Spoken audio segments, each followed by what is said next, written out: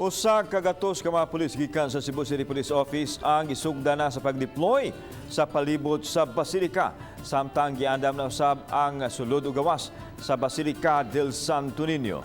Ani ang akong report. Gipang siradaan mga karsada palibot sa Basilica del Santo Niño o gipamutangan na og bariher. Aduna usay yellow marking nga maoy punduhan sa mga tawo nga mosimba. Sa dili pa moabot sa main entrance, adunay mga sub-entrances. Higpit ang pagpatuman sa health protocol. Diin adunay washing area sa main entrance. Magtaod og face mask og face shield. Kuhaan og body temperature ang mga mosulod. Hanay na ang tanan alang sa pagsugod niya sa Misa Novenario sa Enero 8 diri sa sulod sa Basilica. Gani ato makita ang mga yellow marker diri sa sulod ug sa gawas.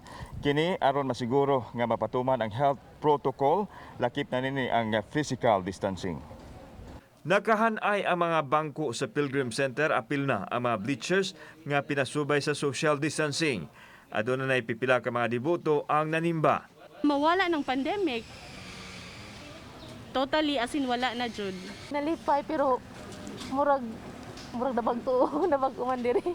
Samtang giuna og deploy ang usa ka gatos ka mga pulis karong adlaw nga mobantay aron masiguro ang pagtuman sa minimum health protocols.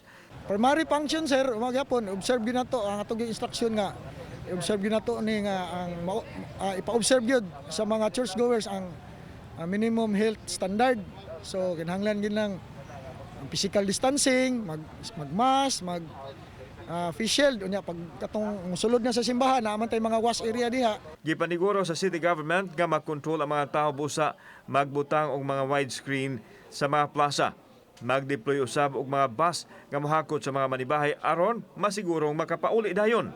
Nasa mga buses nato from south to north nga anha mag-converge sa Plaza Independencia. Para after the mass, ang mga tao, we encourage them nga makapauli dayon. Mimando usab si Mayor Edgardo Labilla sa mga barangay nga mapahigayon og live streaming aron dili na mohugop ang mga deboto ngadto sa Basilica del Santo Niño. Para nga ma-diffuse nato ang manambong sa misa sa sa Basilica Minori, I will allow the use of the Senior Citizens Park. I will allow the use of the Plaza Independencia and of course the Puente Osmeña to put up huge screens. Kauban si Marlon Milgaso, ako si Alan Domingo. Balitang Bisdak.